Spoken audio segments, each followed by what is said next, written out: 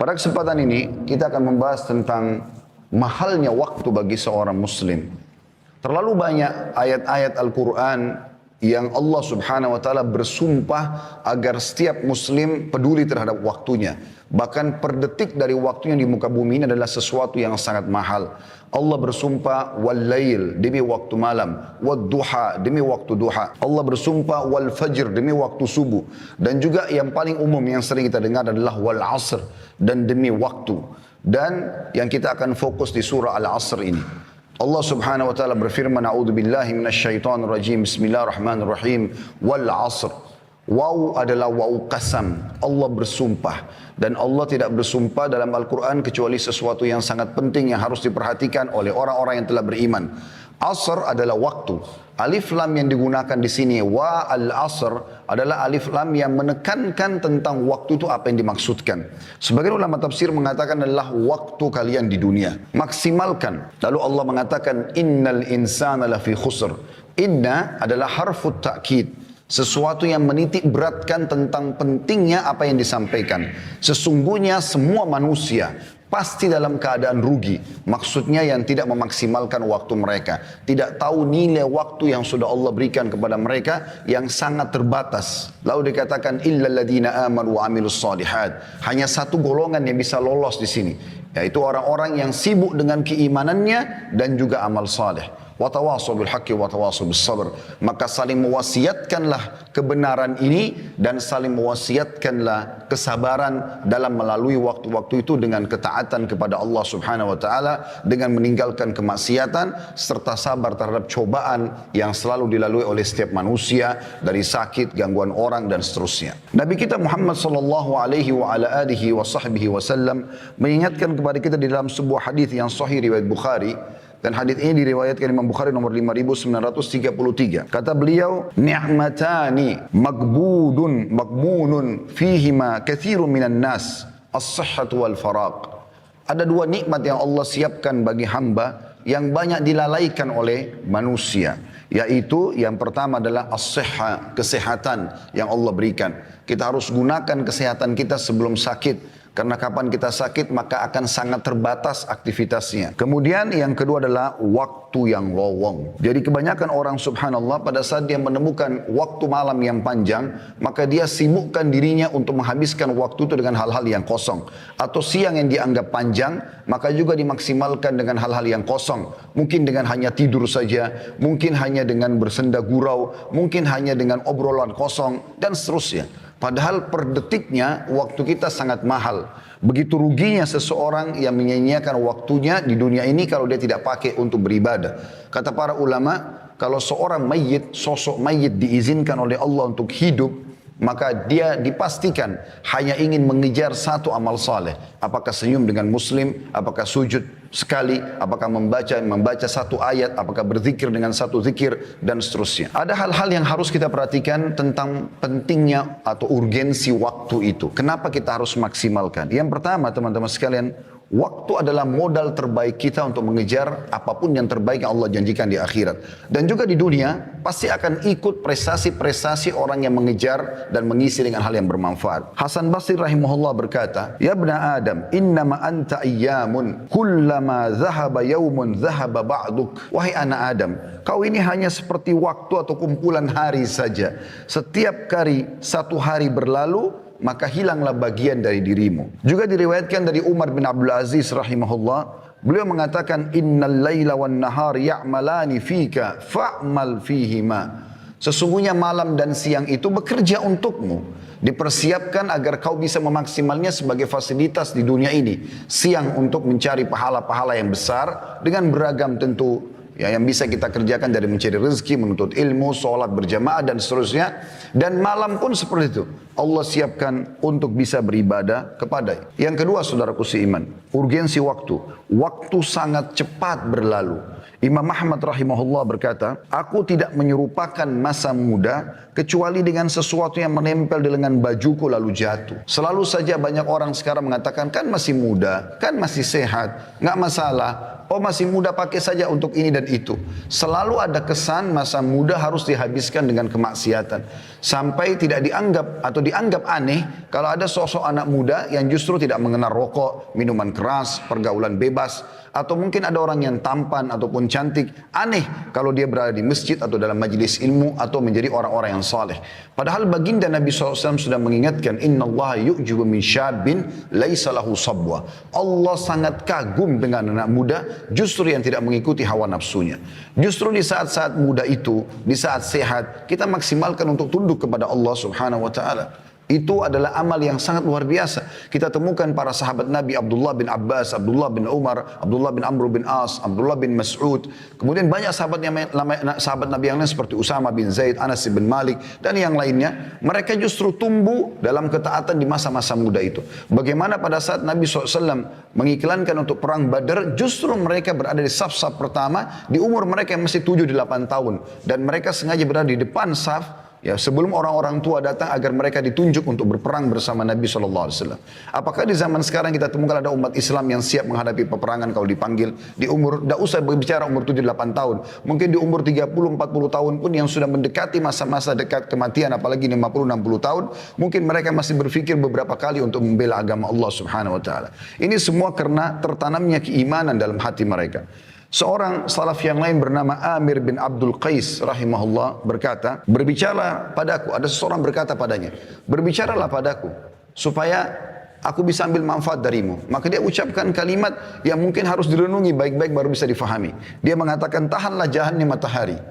Maksudnya, kalau kau bisa menahan waktumu, memaksimalkan waktumu untuk beribadah kepada Allah, maka lakukanlah. Dia bahasakan tahanlah matahari kalau kau mampu. Maksudnya matahari akan selalu terbit, akan selalu terbenam. Waktumu akan berlalu. Kalau kau tidak maksimalkan maka akan hilang dari kamu. Juga Hasan Basri rahimahullah pernah mengantar jenazah. Kemudian beliau sambil berzikir kepada Allah. Ditanya oleh seorang anak muda di sebelahnya, kenapa anda sedang berzikir wahai imam? Maka Hasan Basri cuma menasihati mengatakan, berzikirlah karena sungguhnya yang sedang kita antar sekarang sudah tidak bisa berzikir. Maka jangan tiba waktu teman-teman sekalian di mana kita menyesali semua itu. Abdul Walid Al-Baji juga berkata rahimahullah, jika aku telah mengetahui dengan sangat yakin bahwa seluruh hidupku di dunia ini seperti 1 jam di akhirat, maka mengapa aku tidak bakhil dengan waktu untuk melakukan perkara yang sia-sia dan hanya kujadikan hidupku di dalam kebaikan dan ketaatan. Seorang ibu di zaman Nabi Nuh AS menangisi anaknya meninggal dunia di umur 60 tahun. Perlu kita garis bawahi, kaum Nabi Nuh AS umurnya ratusan tahun bahkan sampai 1000 tahun. Karena beliau sendiri berdakwah di kaumnya 950 tahun. Ini satu generasi. Maka ada satu ibu, anaknya meninggal di zaman Nabi Nuh AS, umurnya 60 tahun. Ibu itu menangisi anaknya. Nabi Nuh AS lewat sambil berkata, kenapa kau menangis hai ibu? Kata ibu itu, anak saya meninggal masih kecil, kasihan, belum bisa merasakan dunia.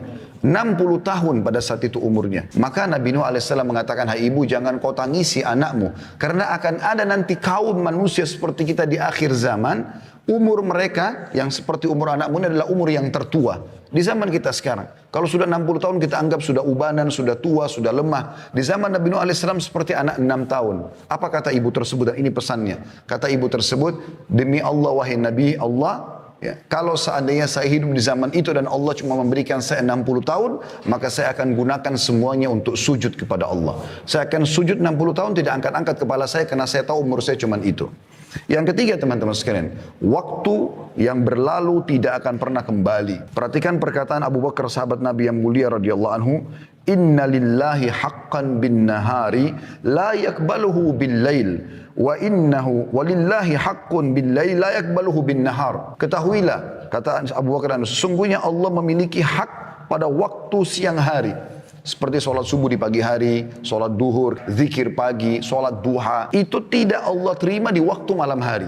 Kalau kita mau sholat duha di malam hari tidak akan diterima sama Allah. Kalau kita mau sholat duhur di waktu malam hari tidak akan diterima. Ada waktunya ditentukan. Dan Allah memiliki hak pada malam hari dan yang dia tidak akan menerimanya di siang hari. Seperti sholat tahajud, sholat maghrib, sholat isya. Nggak diterima kalau kita kerjakan di waktu duhur misalnya. Maka maksud beliau adalah gunakan, maksimalkan baik-baik dalam ketaatan. Hasan Basri juga berkata dalam masalah ini, Beliau menggambarkan tentang para sahabat Nabi, bagaimana mereka sangat luar biasa menjaga waktu-waktu mereka. Adraktu aqwaman kana ahaduhum ashahhu ala umrihi minhu ala darahimihi wa dananirihi. Aku mendapati kaum, maksudnya para sahabat Nabi, mereka lebih pelit dengan waktu mereka daripada dirham dan dinarnya. Umar bin Khattab radhiyallahu anhu diberikan atau dicatatkan atau disenukil sebuah kisah, saking tidak maunya kehilangan waktunya, kalau beliau tidur di malam hari, maka beliau meletakkan seember air di sebelah ranjangnya dan beliau letakkan tangannya yang sebelah kanan di atas ember air itu, sehingga pada saat beliau tersentuh air tersebut, beliau bangun sholat malam, tidak tidur lagi sampai pagi. Beliau tidak memikirkan lagi berapa menit, berapa jam tidurnya, seperti sebagian orang di antara kita. Oh, saya masih baru 1 jam, oh saya masih baru 2 jam, seakan-akan dia rugi kalau dia harus mendirikan sholat malam. Imam Nawawi rahimahullah meninggal belum 40 tahun umurnya, tapi tidak ada yang tidak mengenal karya tulisnya. Ada banyak buku-buku yang beliau tulis yang luar biasa berkahnya, yang sudah masyhur, daripada hadits Arba'in Nawawi, Riyadus Salihin, yang hampir semua umat Islam konsumsi di seluruh dunia sekarang, diterjemahkan dalam sekian bahasa. Apa yang Anda tahu apa yang dia lakukan? Dia selalu kalau mau tidur malam hari, tidurnya sambil berdiri. Beliau sambil berdiri sambil pegang buku dan menyandarkan punggungnya di dinding, dan satu kakinya disandarkan di dinding, satunya menopang tubuhnya. Kalau dia terbangun, matanya terbuka, langsung baca buku. Begitu mereka mengisi waktu-waktu mereka dengan hal-hal yang bermanfaat. Yang keempat, teman-teman, manusia tidak mengetahui kapan berakhirnya waktu yang diberikan kepadanya. Kita tidak pernah, teman-teman, mengetahui kapan kita meninggal dunia. Keliru sekali persepsi sebagian orang menganggap dia akan meninggal kalau dia sudah masuk di ICU. Dia akan meninggal kalau sudah ubanan. Dia akan meninggal kalau sudah umur 60 tahun. Bukankah banyak fakta kita lihat di sekitar kita yang meninggal masih bayi, masih anak-anak, masih remaja, belum menikah, ataupun baru menikah, atau baru akan menikah di malam pernikahannya? Banyak sekali kasusnya. Dan Anda pun sama saya seperti itu. Kita ini, teman-teman, kata para ulama, sedang berjalan ke liang lahat masing-masing. Tinggal menunggu siapa yang masuk duluan ke liang lahat tersebut. Sangat konyol kalau selalu orang berkata, oh saya masih muda. Ini keliru. Seakan-akan mati tidak akan menjemputnya. Dan kalau ajal datang, tidak akan lagi ada cara untuk bisa menahannya. Apa yang terjadi di kalangan manusia, tabrakan, penyakit kronis, pesawatnya jatuh, misal apa saja kejadian, tenggelamnya kapal yang dia naik, kapal laut misalnya. Ini hanya bahan cerita manusia. Oh dia meninggal karena sakit. Oh dia meninggal karena tabrakan. Intinya ajalnya telah datang. Seorang salafus saleh bernama Abdullah, dia lagi ada di kemahnya di masa klasik dulu. Kemudian lagi makan siang. Datang seseorang dengan kecepatan tinggi, menunggangi kudanya sampai debu berterbangan. Kemudian turun dari kudanya lalu membuka pintu kemah. Si Abdullah lalu berkata, wahai Abdullah, ada informasi penting. Lalu Abdullah sambil makan dengan tenang, beliau kemudian mengangkat kepalanya sambil mengatakan, bicaralah. Dia mengatakan, anakmu baru saja dibunuh orang. Yang unik di sini, Abdullah tidak terlihat panik sedikit pun. Beliau dengan sangat tenang memberhentikan kunyahan mulutnya sambil mengatakan, inna lillahi wa inna ilaihi raji'un. Kami milik Allah, kami akan kembali kepada Allah. Lalu kemudian dia lanjutkan kunyahan makanannya. Maka orang itu penasaran. Mungkin Abdullah belum dengar anaknya dibunuh orang. Dia ulangi yang kedua kali. Wahai Abdullah, anakmu mati ditusuk orang. Abdullah tetap dengan kondisi yang sama, tenang sekali jiwanya. Kemudian dia memberhentikan ucapan atau makanannya. Kemudian dia mengatakan, inna lillahi wa inna ilaihi raji'un. Lalu dia lanjutkan lagi makanannya. Orang ini karena penasaran, dia ulang yang ketiga kali sambil berkata, wahai Abdullah, demi Allah saya melihat seseorang memegang pisau, menusuk dada anakmu, keluar darah, meninggal dunia. Artinya tidak ada lagi yang lebih jelas dari bahasa ini. Maka Abdullah tetap sama kondisinya. Memberhentikan kunyahan mulutnya. Kemudian dia mengatakan, inna lillahi wa inna ilaihi raji'un. Lalu dia kembali makan lagi. Maka orang ini kena penasaran. Lalu dia mengatakan, wahai Abdullah, jelaskan kepada saya, apa sebenarnya yang sedang ada di benak anda? Kok bisa anak anda dibunuh orang, anda tenang? Maka Abdullah dalam kondisi anak dibunuh orang masih bisa tenang. Dan dia mengatakan, duduklah, saya akan jelaskan kepada kamu. Lalu dia mengatakan, ketahuilah, sesungguhnya anakku meninggal dunia bukan karena tusukan mereka, tetapi karena ajalnya sudah datang. Kalau ajalnya belum datang, walaupun 1000 orang yang menusuknya, dia tidak akan mati. Kalau ajalnya sudah datang, walaupun tidak ditusuk oleh orang, di detik itu, di waktu itu, di tempat itu dia akan meninggal dunia. Mati bisa datang setiap saat. Bagaimana seseorang di antara kita bisa merasa tenang dan aman seakan-akan tidak terjadi apa-apa pada dia? Bukankah setiap saat kita bisa jatuh, keseleo? Anda boleh buka di YouTube sesekali mati yang tiba-tiba, tonton supaya kita sadar tidak selamanya harus kita merasa aman. Ya, karena walaupun mati adalah sebuah kebahagiaan bagi orang beriman. Para sahabat Nabi Ridwanullahi alaihim, kalau ada seseorang antara mereka yang mau meninggal dunia, teman-temannya pada datang mengatakan berita gembira untuk kamu. Kok bisa orang mati dikatakan berita gembira? Maka dijelaskan, karena sebentar lagi kau akan bertemu dengan Allah, sebentar lagi kau akan bertemu dengan Rasulullah SAW, sebentar lagi kau akan terima balasan amal solehmu, sebentar lagi kau akan melihat surgamu. Mereka faham itu, tapi memang semasa hidup mereka maksimalkan untuk beribadah kepada Allah SWT, sehingga kematian jadi berita gembira buat mereka. Tapi kalau kita semua masih kurang dengan amal saleh, masih belum taubat, maka ini semua bisa berbahaya bagi dia. Karena kata Nabi SAW, kalau anak Adam meninggal dunia terputus sumber pahalanya. Kecuali dari 3, yang sudah masyhur, sedekah jariah, ilmu yang bermanfaat atau anak saleh yang mendoakan. Artinya, akan ada orang-orang yang bisa bertambah amalnya, tapi itu dibantu oleh orang lain atau dia sudah menjadikan aset selama dia hidup. Ada kisah unik di Saudi beberapa waktu yang lalu, seorang kaya raya, luar biasa peninggalan hartanya. Ya. Seingat saya bisa bernilai sampai puluhan miliar uang itu atau ratusan miliar uang yang ditinggalkan sama dia. Tapi dia karena selalu sibuk dengan bisnis sampai tidak sempat menikah. Dan dia jauh dari kerabatnya. Ya, dia selalu memblokir dirinya tidak bertemu dengan kerabatnya. Intinya pada saat dia meninggal dunia, pemerintah Saudi, tepatnya pengadilan itu menahan hartanya semua dan mencari tahu mana ahli warisnya.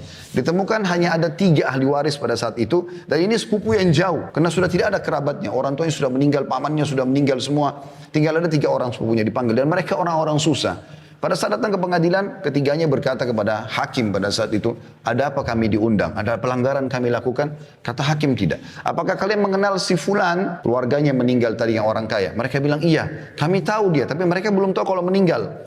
Iya, kami tahu, cuman dia selalu menjaga jarak, tidak silaturahim dengan kami, tidak membantu kami tidak tahu beritanya. Kata hakim, dia baru saja meninggal dunia dan dia meninggalkan harta yang sangat banyak. Saya tidak temukan atau kami tidak temukan ahli waris kecuali kalian bertiga. Maka pada saat itu pun ditandatangani, mereka mendapatkan warisan yang tadinya miskin langsung dapat puluhan miliar satu orang, tiba-tiba menjadi kaya raya gitu. Maka setelah itu mereka sudah mau keluar dari pengadilan, kata hakimnya, saya ingin memberikan ide sebentar. Ini pelajaran yang kita ambil. Saya ingin berikan ide kepada kalian. Kan kalian juga mendapatkan harta dari si mayit tanpa upaya apa-apa. Tiba-tiba kalian mendapatkan uang jutaan real, sekian puluh miliar, tanpa ada upaya apa-apa. Bagaimana kalau setiap orang di antara kalian mengeluarkan uang, kalau nilai rupiahnya masing-masing 1 miliar saja keluarkan. Jadi kalau dia dapat 30-40 miliar, 1 miliar tidak ada, kecil sekali. Keluarkan 1 miliar setiap orang. Jadi 3 orang 3 miliar, kita bangunkan masjid buat si mayit. Supaya dia dapat amal soleh juga sebagai balas juga kebaikan kalian kepada dia. Apa jawaban ketiga? Jadi ini kisah nyata teman-teman sekalian. Ini bukan direkayasa. Ini jawaban bagi orang yang selalu berharap nanti ahli warisnya akan berbuat amal soleh buat dia. Sehingga dia tidak banyakkan amal selama dia hidup. Ini kekeliruan. Belum tentu ahli waris kita mau berbuat baik buat kita. Mungkin pun kalau dia doakan sebulan sekali. Saya tanya jujur teman-teman sekalian hadir di sini. Berapa kali Anda doakan kakek Anda dalam sehari? Berapa kali Anda doakan kerabat Anda sudah meninggal? Sebulan sekali kah? Setahun sekali kah? Awal kita meninggal hari pertama, hari kedua, hari ketiga, hari ke-10, 1 bulan, 1 tahun masih dikenang. Setelah itu akan dilupakan. Maka yang tertinggal adalah amal yang Anda kerjakan. Apa kata kerabat yang pertama? Dia mengatakan, saya punya utang banyak, saya mau lunasi. Ini cuma alasan, dia tidak mau bersedekah untuk si mayit, pemilik harta yang sebenarnya. Kemudian yang kedua juga mengatakan, saya sudah lama hidup susah, saya ingin hidup senang sekarang. Maksudnya saya tidak akan memberikan uang untuk bangun masjid itu. Dan kisah yang ketiga, ini yang jadi pelajaran kita, orang ketiga mengatakan, hai hakim, orang ini semasa hidup, kenapa dia tidak bangun masjid buat dirinya? Kenapa sekarang kami ahli waris yang harus membangun? Walaupun orang ini juga buruk karena tidak mau bersedekah, tapi kita ambil pelajaran dari situ. Ternyata amal-amal soleh yang terbaik adalah yang kita tanamkan sendiri selama kita hidup. Kalau kita berharap setelah kita meninggal ada yang berbuat amal soleh, itu sangat kecil sekali persentase yang bisa kita dapatkan. Kalaupun yang mengenang kita anak-anak, Allahu a'lam cucu-cucu dan cicit kita apakah masih mengenang kita atau tidak. Maka maksimalkan saudaraku seiman. Itulah sebabnya Hasan Basri mengatakan, Ibna Adam, iyyaka wat taswifa fa innaka biyaumika walasta bighadin fa in yakun ghadin fa in yaku gadin laka fakun fi gadin kama kunta fil yaumi wa illa yakun laka lam tandam ala ma faradta fil yaum. yang artinya wahai anak Adam, janganlah engkau menunda-nunda amalan-amalanmu karena engkau memiliki kesempatan pada hari ini, adapun besok pagi atau besok hari belum tentu engkau memilikinya. Jika engkau bertemu besok hari, maka lakukanlah pada esok hari itu sebagaimana engkau lakukan pada hari ini. Jika engkau tidak bertemu dengan esok hari, maka engkau tidak akan menyesal atas sikapmu menyia-nyiakan waktu itu sendiri. Oleh karena itu teman-teman sekalian, kita harus memaksimalkan waktu. Tentu saya berharap agar Allah Subhanahu wa taala menjadikan saya orang pertama melaksanakan, bukan cuma mengucapkan tentunya, dan wasiat dalam masalah ini sangat banyak. Intinya kita memaksimalkan waktu kita dengan amal soleh, dan untuk meninggalkan kemaksiatan tidak butuh energi khusus, tapi cukup sibukkan diri dengan amal soleh, kita akan jauh dari kemaksiatan. Rabbana atina fid dunya hasanah, ya Allah berikanlah kami semua kebaikan di dunia, wa fil akhirati hasanah, dan semua kebaikan juga di akhirat, wa qina adzabannar, dan selamatkan kami dari api neraka, wa adkhilnal jannata ma'al abrar, dan masukkanlah kami ke dalam surga bersama dengan orang-orang yang patuh. Ya Azizu ya Ghaffar, wahai zat yang maha mulia dan juga maha pengampun, ya Rabbal alamin, wahai Tuhan alam semesta.